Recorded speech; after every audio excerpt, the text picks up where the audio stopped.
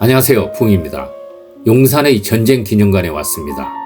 전쟁기념관은 호국추모실, 전쟁역사실, 국군발전실, 야외 전시장 등으로 구성되어 있고 전시관을 돌아보면서 2002년 6월 29일 발생한 제2연평해전에서 전사한 6명의 용사 가족분들이 보낸 가슴 아픈 편지를 읽어보도록 하겠습니다.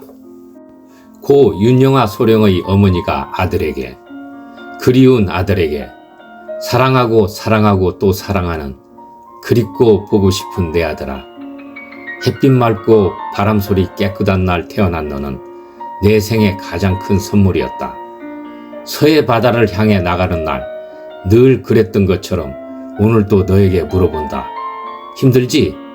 잘 지내고 있는 거지? 그럼 너는 10년 전 어느 날처럼 괜찮아요. 그럼요.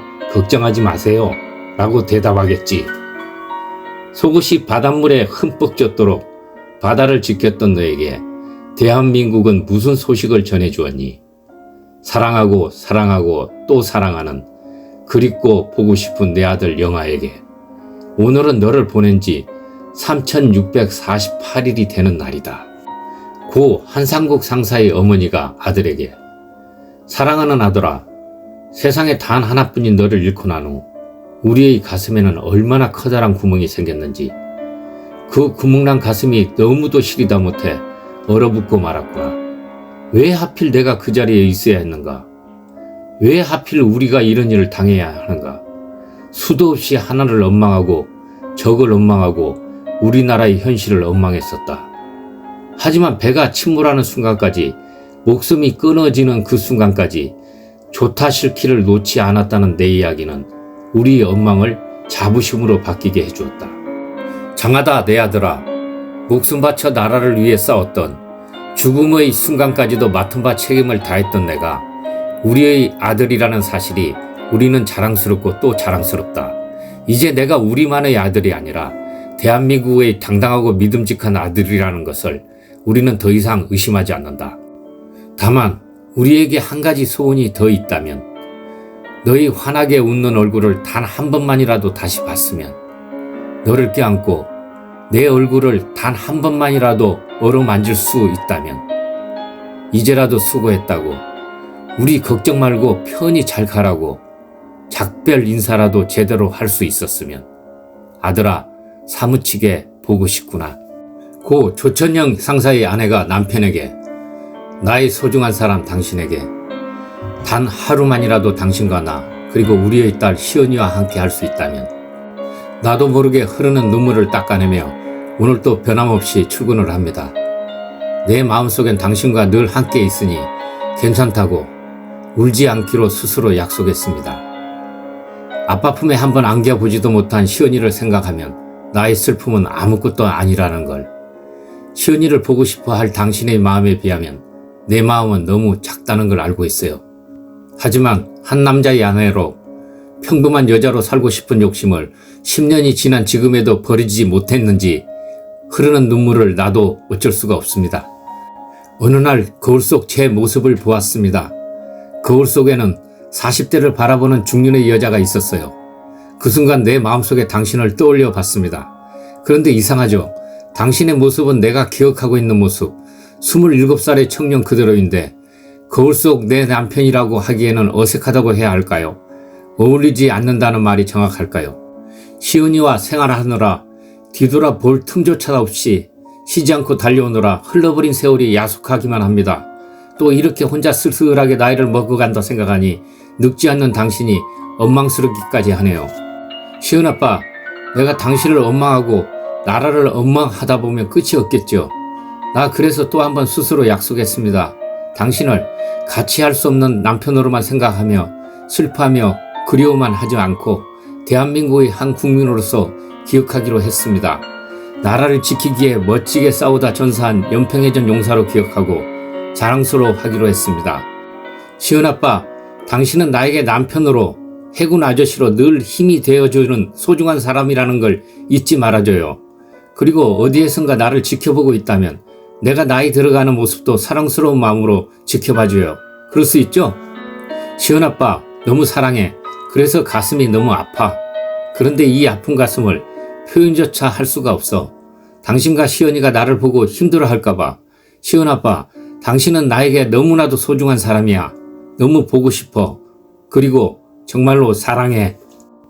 고 황도현 중사의 아버지가 아들에게, 사랑하는 도현이에게 한 맺힌 서해교전 10년 세월, 눈 감으면 생각한 그 오랜 10년이 1년같이 지나갔다. 황도현 중사, 내 아들, 웃는 내 모습, 거울 보며 내 모습 바다에 그려본다. 산에 갔을 땐 나뭇가지 사이에 내 모습 그려보았고, 두둥실 뜬 구름 사이로 내 모습 그려보았다.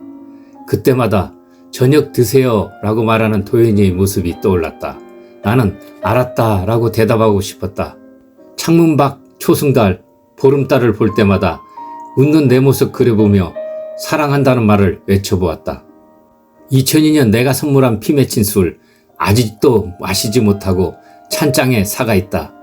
가슴에 묻은 내가 생각날 때마다 한 잔씩 기울이려고 했는데 차마 마시지 못할 것 같구나.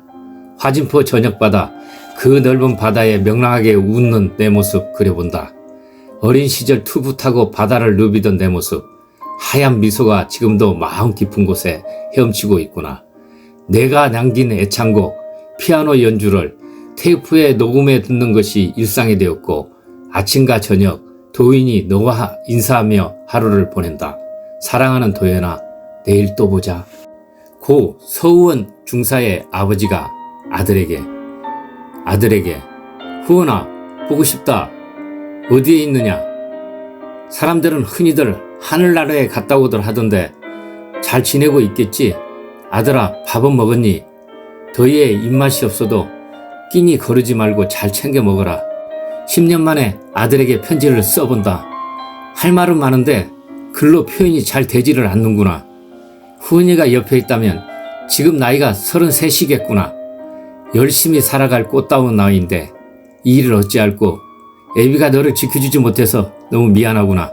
10년 전 국군 수도병원 영안실에서 태극기를 가슴에 안고 하얗게 잠들어 있는 아들의 모습 지워지지가 않는다.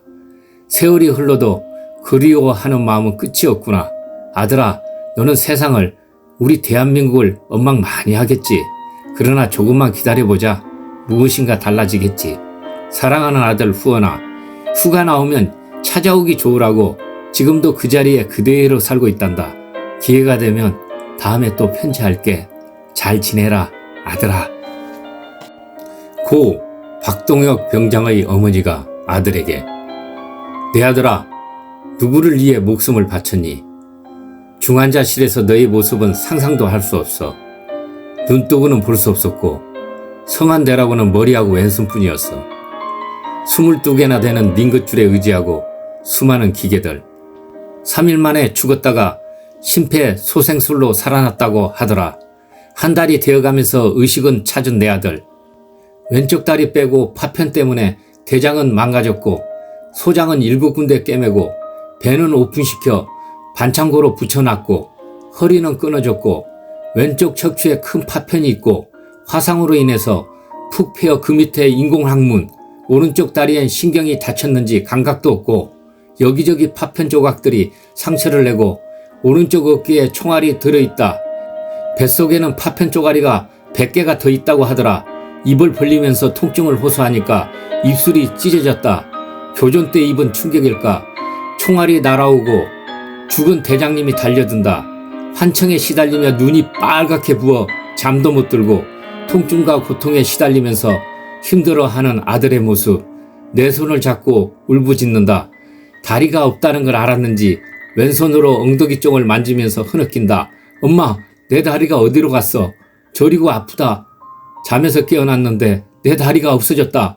이런 현실 속에서 너와 우리 가족은 피 눈물을 토했다. 2002년 9월 1일 중환자실로 내려갔다. 9월 20일 새벽 병상에서 84일간 사투를 벌이다 저 멀리 하늘나라로 가버렸다. 2002년 힘들고 고통을 주는 씁쓸한 한 해였다. 내 응어리진 가슴에 한을 남겼다. 무슨 약으로도 치유가 안 된다. 평생 흘릴 눈물을 쏟아버렸다. 전쟁 기념관의 야외 전시장에 설치된 참수리요 안보체험관에 새겨진 시 한 편을 낭독하면서 전시관 구경을 마무리하겠습니다. 바다의 수호신이 되다 용마루의 참수리 357을 기리며 작가 송암, 조한석, 동토 녹인다던 햇볕, 어느 날 중심 잃고 사방팔방으로 흩어져 적현 눈치만 살피는 비굴함들이 합세하여 용사들에게 등을 보여주라는 떠밀림에 서해에 있던 참술이 울분을 참지 못한 채 본분 다하려다가 만신창이로 가라앉고 53일 동안 애면하는 조국을 지켜보며 참담함 삭힐 수 없어 가슴 뭉그러졌지만 갈갈이 찢긴 여섯 육신들은 구절초의 염원에 북두칠성 혼을 담고 바다의 수호신이 되었다.